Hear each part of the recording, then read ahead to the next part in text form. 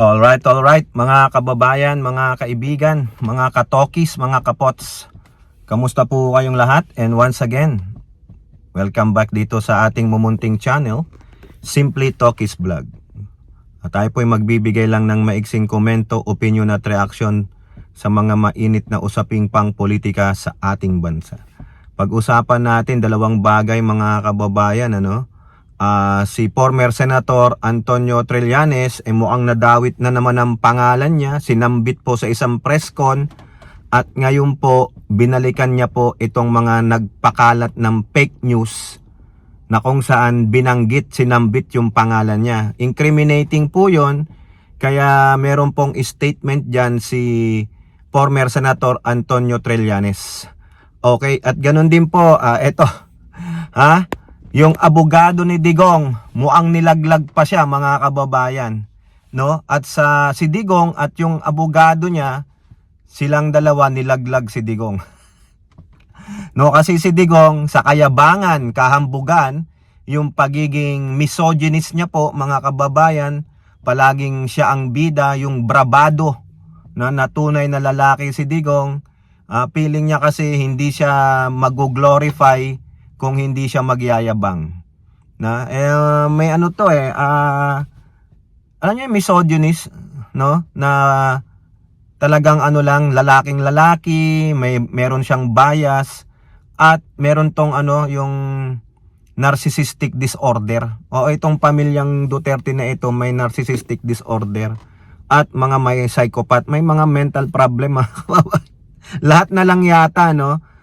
Feeling nila sila ang laging center of attention, no? Kulang sa pansin Kaya sa kayabangan, kahambugan, pagiging palabida ni Digong, ayun, sarili niya nilaglag niya. At ganun din yung abogado niya. Sinamahan palalo, kaya huling-huli, ang katarantaduhan ni Digong, lalo na dito sa Peking war on drugs niya, na kung saan mismong bunganga niya ang naglaglag sa kanya at yung abogado niya. Alright, so unahin natin muna, mga kababayan, itong si former Senator Antonio Trillanes sa kanya pong statement. Diyan po sa kanyang official Facebook page, nyo na lang, no? Isa-summarize na lang natin yan, na kung saan ito pong mga nagpa-press con, yung mga grupo ni Mike Defensor, na alam nyo naman, magaling gumawa ng fake news yung gago na yan, no? Na kung saan hindi nila mailabas-labas ngayon si Orly Gutesa. Ngayon may bago po silang naratiba, gusto nilang basagin yung ICC, no? Pinakita daw nila mga maleta na naman. Ano ba laman ang maleta na yan? O bakit puro maleta ang pinapakita ninyo? Bakit hindi nyo ipakita yung laman ng maleta? Pwedeng maglabas ka lang ng maleta dyan diba? Kung maraming maleta yung mga may-ari ng bahay, so what? Pakita nyo yung laman ng maleta para makita natin na yan ay mga pera, pangsuhol, nakaw. O saan dadalhin yan? Sa ICC? Kasi po itong grupo ni Mike Defensor na naman, meron na naman dyan nagpa-press con, mga grupo daw ng ex-military sila, mga witnesses daw sila, meron pa nagsasabi, nakita niya daw yung tuhod niya, dun sa picture, kaya lumabas na siya. Kung ano-anong katarantaduhan ang pinagsasabi nila, no? Talagang kinuha nila yung attention, ang gusto nila deflection. Mawala yung attention ng taong bayan dito po sa impeachment ni Tamulmol ninyong Vice President at itong confirmation charges ni Digong sa ICC. No, gumawa na naman sila ng kwento para pag-usapan sila, pero basag-basag po puro kasinungalingan. Dapat makasuhan na tong mga to namimihasa, no? Na talagang gusto nila gibain ang administrasyon. Ngayon naman dinadawit ang ICC na nasahulan daw. Di umano, puro mali-maleta. Tangina, pwede namang gumawa kahit na sino yan no? Ikaw talaga, kayong grupo ni Mike Defensor na mga kupal kayo Wala na kayong magawa kundi panggugulo. O ngayon, dinawit nyo si Antonio Trillanes. Sinabi po ng grupo na ito na tumanggap daw di umano si Trillanes ng 2 milyon na suhol. Galing daw ng ICC, mga kababayan. Diyos mio. Yung mga larawan nila, walang authenticity. O dapat pinaano nyo yan, pinaano nyo sa abogado. Saka dapat, Sa korte nyo na dinala yan. Idinimanda nyo na si Trillanes at kung sino pa yung sinuhulan ng ICC. O yung mga nanunuhol. Dinimanda nyo na, bakit pa kayo nagpa-press con? O naglabas pa kayo ng mga witnesses ninyo. Pati ang Pangulong Marcos, dinamay nyo na sinasabi nyo na nagdala kayo ng pera niya dun sa bahay niya sa lugar nilang probinsya. Mali naman pala yung address ng bahay. Naku, tibay naman ninyo, no?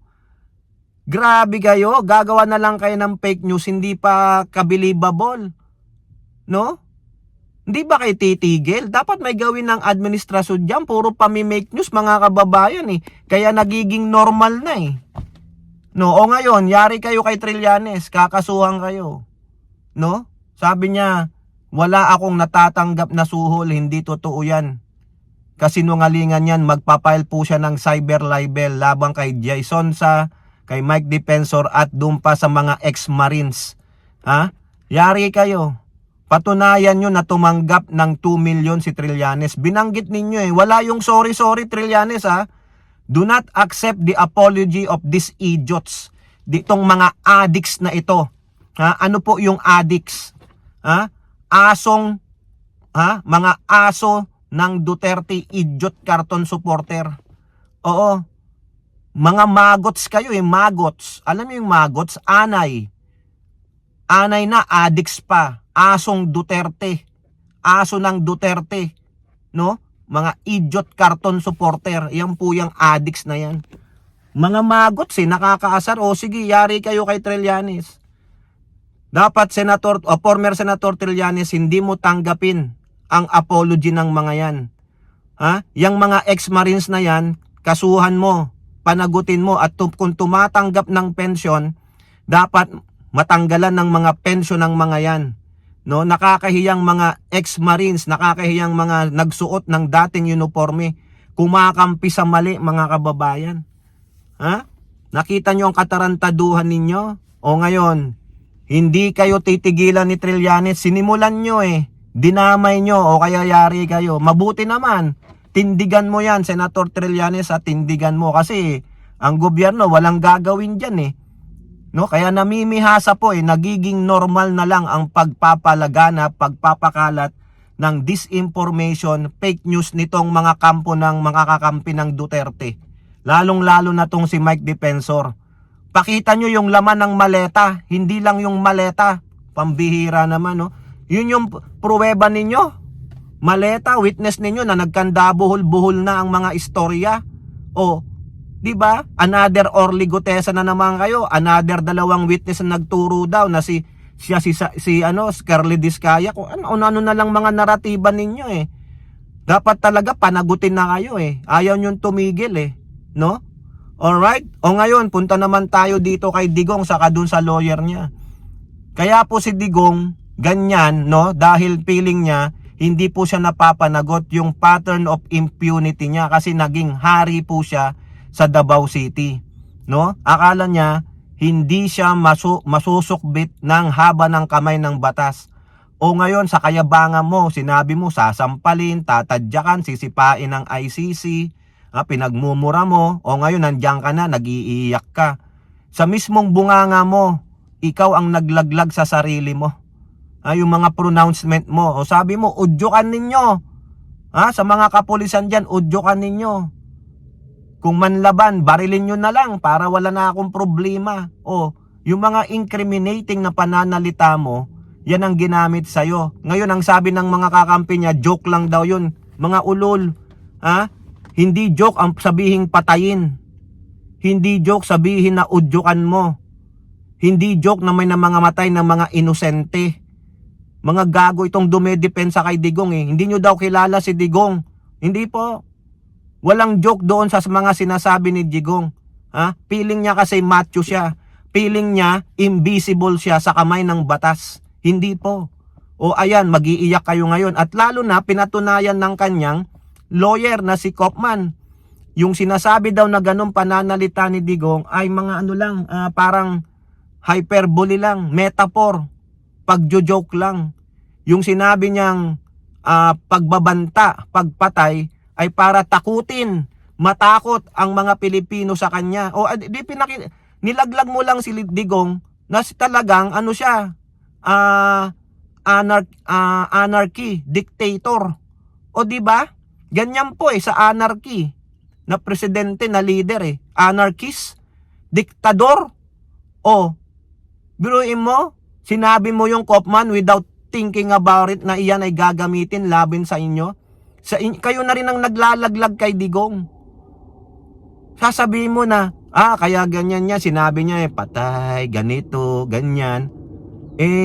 Para matakot ang mga Pilipino. 'Di ba? Ginamit mo pa, o ngayon, yari ka, gagamitin laban sa inyo. Patunay lamang na sa Digong ay namuno na bilang isang anarchist, naging pasis. Alam niyo yung mga parang sila Hitler, yung mga atrocious na mga leader ng ibang bansa na walang ginawa kundi patayin ang mga ayaw sumunod sa kanila. Parang laro-laro na lang, katuwaan na lang ang pagkitil sa buhay ng mga tao. Yan po yan. Okay lang na mag-genocide basta masunod ang gusto ko. Hindi ganoon. Sa isang democratic country may mga proseso. Mayroon tayong mga batas, may konstitusyon. Hindi pwedeng isang tao ang maghari-hari, mga animal. Buti nga, nilaglag nyo sarili nyong kliyente, ikaw Kopman, patunay lang na pasis, anarchist, diktador si Digong. Di ba? Anong pinagkaiba niya dun sa mga demonyong mga namuno tulad nilong, yun, alam niyo na kung sino yung mga yun. Di po ba? O kayo po, ano po inyong masasabi? Comment down below and don't forget to like and share. Hope to see you in the next videos. Bye-bye. God bless.